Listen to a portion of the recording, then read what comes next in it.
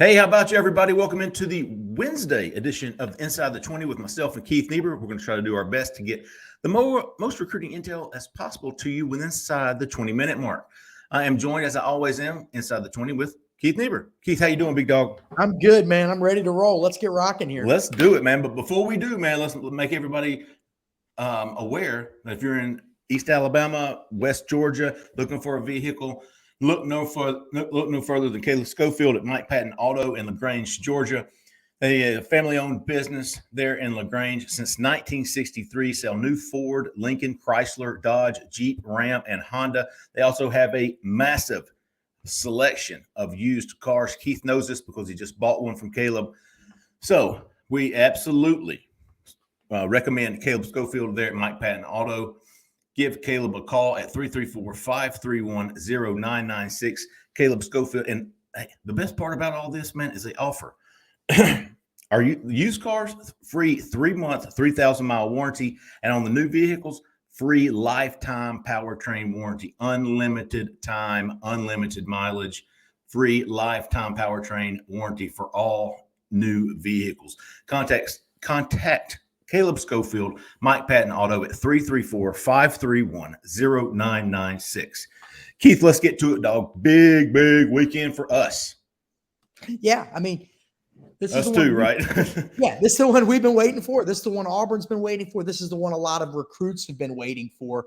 The first two games, kind of the warm-up act, Auburn really didn't play great, but still had a surprisingly a high number of recruits and a high number of quality recruits of those first two games, but this will be like nothing we've seen since the Iron Bowl last year. Obviously, there's going to be 5 stars, there's going to be 4 stars across multiple classes, heavily offered kids, probably over 100 kids at least, I would think, with Power 5 offers. So this is really one of the main attractions in college football this weekend for recruits. This is one that's going to bring people up from Florida, over from Georgia.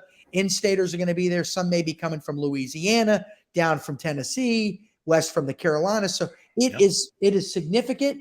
Auburn doesn't have to, everybody's like, hey, they got to win. They got to be impressed. No, they just got to, the fans have to do their part. Kids have to enjoy themselves. It would be great for Auburn if they won, but I would think, Jeff, as long as they're not humiliated, right. It should be a win because kids want to know what kind of environment they're going to be playing in. Now, the only downside, there is one, believe it or not, when you have a weekend like this with this many recruits coming in, you have to, as a staff, the challenge, it's not a downside, it's a challenge.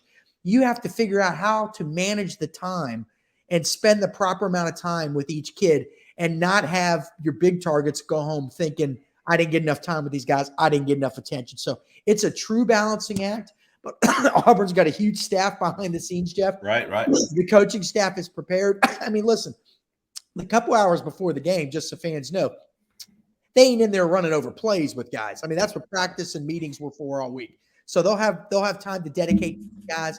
Brian Harsin will be talking to players out on the field. Coaches will be coming out of the tunnel dressed and ready to go, talk to recruits on the sideline.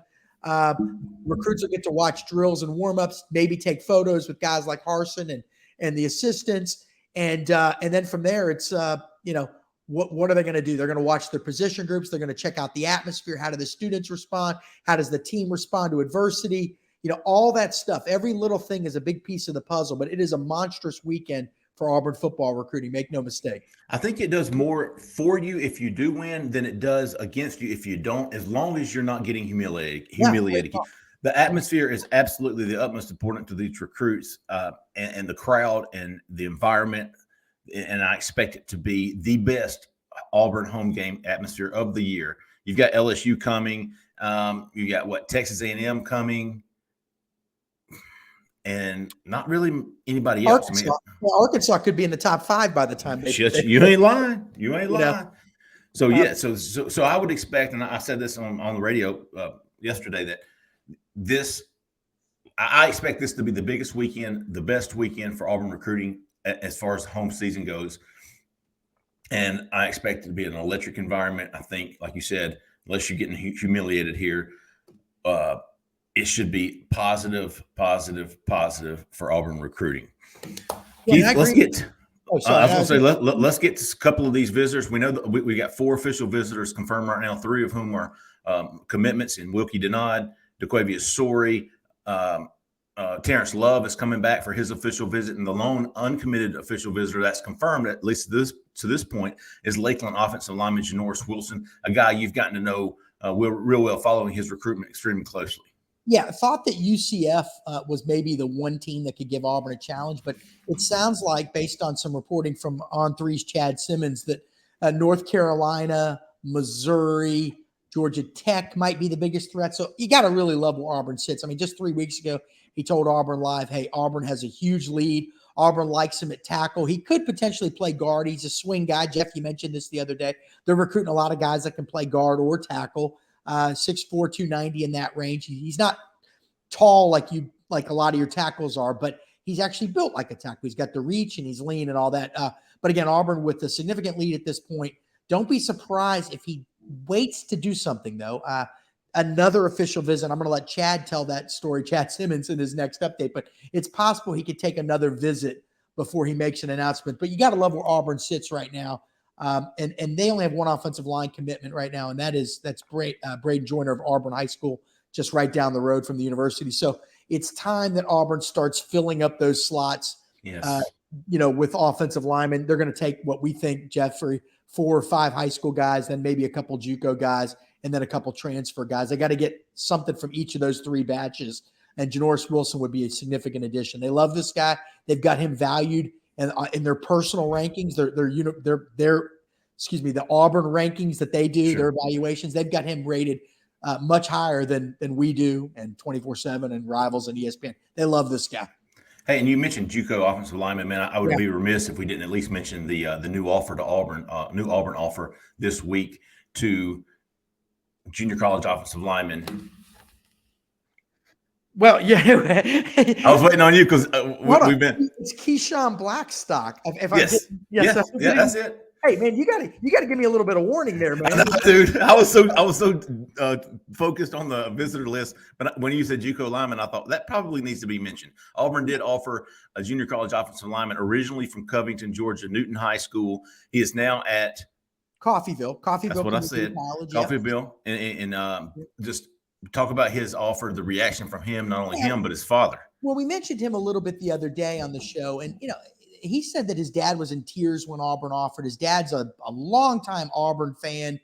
And his father, we did talk about him Monday. Yeah, we did, but that's okay. But no, I mean, I tell you, his dad sent me a few messages, and he said, hey, man, I'm just being honest. I really was crying. That's my team. I'm a lifelong Auburn fan. It was very emotional. Keyshawn's grandfather passed away when he was only 21 years old. Oh, goodness. And so Keyshawn's father really didn't have a father for much of his life. And it turns out Keyshawn was born on his grandfather's birthday. So there's a lot of family stuff there. The dad was very emotional, very excited about that offer. So we think Auburn is going to be a major player there. Keep an eye on the Gators, though. They may slide in an offer at some point. But Auburn has done very well at Newton High School in Covington, Georgia through the years. And I suspect that could continue. Yep. So we talked about DeQuavius Story, Wilkie Denard, Terrence Love, Janoris Wilson. Those are our 4 confirmed official visitors. Kai Preen, the 4-star wide receiver from Louisiana, has set he's scheduled an official visit for this weekend. It's been scheduled for a while now. He has since committed to LSU, but he has not scrapped this visit as of yet. Auburn is still working to get him involved in this class.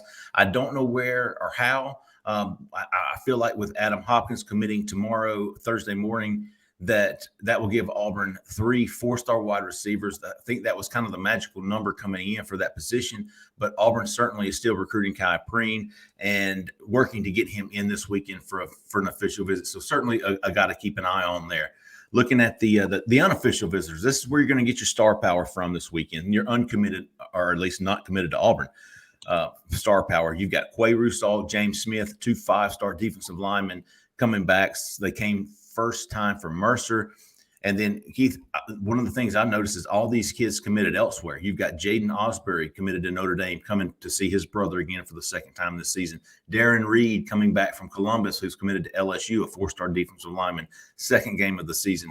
Bo Hughley, UGA commitment, coming back. Jelani Thurman, Ohio State commitment, coming back. Penn State commitment, Dakari Nelson coming back. And we're going to have some more additions Paul Mubinga. We talked about new offers to the JUCO. Well, Auburn swept in and offered Buford offensive lineman Paul Mubinga. He is at least planning to come. He told me, I don't think anything's been set yet, but he is hoping to make things work. Keith, so a lot of guys committed to rival schools want to see this game. Yeah, here's the thing. It's one of the marquee games across the national landscape. It's a game that the Auburn coaches and behind-the-scenes staffers have been promoting and pumping up to recruits, all summer long. And, how often does a kid in the Southeast get to see a Big Ten team play? Not True. that often. So there's all these things in play. And also, we've been told that, in this NIL age, that when a kid commits, it's probably less over than it's ever been. I mean, it's not over is what I'm saying. The opposite of over. Right. And so Auburn was playing all along. They knew what they were up against, the failed coup earlier this year, last year's kind of 6-7 season with a really truly lackluster finish, if we're being totally frank here. And they knew that they were up against some significant challenges. And one of the things they were going to have to do to build this class was to flip some guys. All right. They knew that. We've been hearing that for months and months and months. This isn't anything new. So they're really trying to play the long game here. And so that's what's happened. They've continued to recruit kids even after they committed to other schools. And in fact, we learned a few months ago, Jeffrey, that people behind the scenes told us that, hey, we've had kids commit to other schools and basically even that day and the next day text us and say, don't stop recruiting. Yeah. Don't stop recruiting. So the kids like it. I guess some of the ones you're really keeping an eye on, Joshua Horton, the defensive lineman, committed to North Carolina. North Carolina's defense has been abysmal so far this season. So does that hurt North Carolina that they're struggling on defense, or does it help North Carolina because he knows Joshua Horton, that he can come in and maybe start right away? Right. That we don't know. Tyler Scott, the Arkansas State cornerback commit, who is absolutely blown up. That's a big one. That's a guy we really think Auburn's got a chance to flip. And don't be mistaken by his commitment to Arkansas State. Yeah, this dude is Power 5 SEC material. Jaden Asbury, the Notre Dame linebacker commit. Notre Dame's 0-2.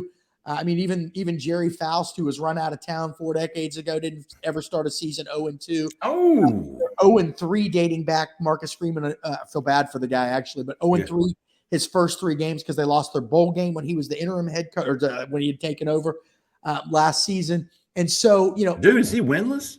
He's winless. Jaden Asbury's brother, Austin Asbury, plays for Auburn. He's a freshman defensive back. So that's a guy that Auburn always felt like, hey, if we as a staff survive, if we're around, that's a guy we could flip. That's a guy that they thought that they could flip. Darren Reed, the LSU defensive line commit, is a really interesting one. This will be his second visit to an Auburn game this season, and he plans to come back for the LSU game. He's committed to LSU. And so, again, at one time FSU led, at one time Ohio State led, then he committed to LSU. Is he looking around again? I can't answer that definitively, but he is flirting with Auburn. There's heavy interest on their side. They're working hard. And, at this point, Jeffrey, they're just hoping for the best. They knew that they would have to play the long game, and to win in the long game, they had to prove to people that they were going to be around. And 2, they knew they have to win games like this. Normally, we would say, and you mentioned this earlier, a one-game loss in a situation like this probably doesn't hurt you. But the bigger picture would be, then if you do lose, does that cast doubt into all the negative chatter that the recruits have heard throughout the last 8-9 months? So that we don't know yet. But I think as long as Auburn puts on a good show, a lot of these kids are going to be just fine. They're going to be happy. Now, then it'll be up to Auburn to, if they don't win this game, then turn around and win some coming up, obviously. 6-6 probably isn't going to open too many eyes, but no. Look good Saturday. Hopefully you win. If you don't perform well, still have a good crowd, a good atmosphere. Make sure you give as many kids as much quality time as you can. Try to make each of them and their parents feel special. Prioritize. And a lot of people don't know this, Jeffrey. You know this, and I know this, but all the recruiting people behind the scenes for Auburn, they have sheets with photos on them so they can ID every kid. They can identify them, but also they're layered, so they know who to spend the most time with. Right. Okay? It's not just a random list of names. Okay. It's, hey, this guy's got this color next to his name, so he needs 10 minutes. This guy's more of a 5-minute guy. This guy's a hello. Yeah. And thanks for coming. We'll get you next time, guy. No, and that's okay too. And sometimes that's how it's done, man. Sometimes you do that with younger guys, and to a guy that's going there for the first time, a 2025 kid, which would be a sophomore class kid, that still may be a big deal that he was able to go. And then, hey, I got time with them. They said hi to me. That's a huge moment in his life. And then next year he gets more time. Absolutely, man. Some of the guys we haven't mentioned yet, but I think it's big for Auburn. Like you said, Auburn's got their own list and their own rankings of where these guys stand on the board. But DJ Chester's coming in. He went to LSU last weekend. I think that's a huge, huge visit for him in Auburn. He is a very high priority for Auburn. The offensive line, obviously, but when you've got Norris Wilson coming in, you've got DJ Chester coming in, and I haven't mentioned him yet, but by the time this comes out, Keith, I'll have added him to the visit list. But Rockwest McElderry from Anniston, the 4-star Alabama commitment, is at least planning to come and be with his cousin Braden Joyner and attend that game. And Auburn was a big player for him up until Alabama got involved. So I thought that was interesting. Keith, of the guys, some of the guys we haven't even talked. We talked about Hopkins. We're expecting him to commit. Harkless, both of those guys visited last weekend. I think neither one of us would argue with somebody who said they'll both end up at Auburn. We feel like Norris Wilson was being honest and truthful last week when he said Auburn's a big leader for me. Yeah. He's coming in this weekend. You got Tyler Scott, who Auburn got in on earlier than some of these bigger schools. And he's coming in this weekend. Would you argue with me if I said all four of those guys would end up at Auburn? Yeah, I think there's a very good chance they're going to get all four of those guys. And again, we think that you look at them now; they have 8 commitments, Jeffrey, as we record, and that looks terrible. But again, if you're only going to sign, let's say 18 to 20 in December, keep a few spots open for February, and then also have spots remaining for grad transfers and regular transfers, then you may only need 10 more. Well, if you pick up those 4, then you only need 6 more for December. So all of a sudden, it goes from looking like, hey, we got a lot of work to do to, hey, my program is 60% of the way done. There's still plenty of time. There's still a lot of home games left. So all of a sudden, the momentum starts shifting in Auburn's favor. You know what I just got to thinking? You've got Kelton Smith, who's committed to Georgia, coming to the game. You've got McElderry, committed to Alabama, coming to the game. You've got Bo Hughley, committed to Georgia, coming to the game. Yeah. Those are just offensive linemen. Oh, yeah. That's some big-time offensive line talent. For all the people that that have wondered when those guys are going to all visit, well, here you go. Here's your weekend. But, it's been a long time coming. Jeffrey, Auburn's been able to sell the chance to play relatively early at multiple positions over recent years. But on the offensive line, it's a veteran group this year. So all these guys were on the team last year, and a lot of those guys were on the team the year before. But in this particular cycle, they can really hammer home the fact that if you sign with Auburn, you are going to have a legitimate chance. And there's nobody can negative recruit that to a kid, because Auburn's going to lose 6 or 7 of their its top offensive linemen from this current team. So the opportunity's there. And I think those guys know that. They like Will Friend. They like the offensive analyst who works with the offensive line, Joe Bernardi. They like Kendall Simmons, who also works with them. They like these guys a lot, and now they see that opportunity. They can smell it. And so the coaches know that. Again, this is all part about playing the long game, getting these guys to visit, getting them to see what it's all about, and then reminding them, hey, 4 of those guys or 3 of those guys are going to be gone. That could be you out there as early as 12 months from right now, playing in this atmosphere. That could be you. Amazing selling point. It's going to be a hell of an atmosphere Saturday. Already, and I forgot Paul Mubinga from Buford, who's committed to LSU. So you've got Kelton Smith, McElderry, Norris Wilson, DJ Chester, Paul Mubinga, all 5 of those guys expected to be at the Auburn game. 5 of the top offensive line targets for Auburn. Huge weekend. We're going to have it all covered at Auburn Live on 3. If you're not a member of that site, man, this is a perfect time to get signed up. We're going to have blowout coverage starting. Well, we've already started, but you've got Adam Hopkins committing Thursday morning. You've got the games coming in. We've got basketball guys coming in. So it's going to be a huge time to get signed up for Auburn Live on 3. And it's free for a week. What a great opportunity for you to get signed up. Your first week be right now. Auburn Live on 3. And also, if you're not a member or if you're not a subscriber to the Auburn Live YouTube channel, please go subscribe, like that channel, turn on your notifications because we crank out daily content on our YouTube page and it's free. So hit that notifications. You'll get notified anytime a new video gets uploaded. And please stay tuned, man, because we got a lot to do this weekend. We're going to have it all covered from beginning to end.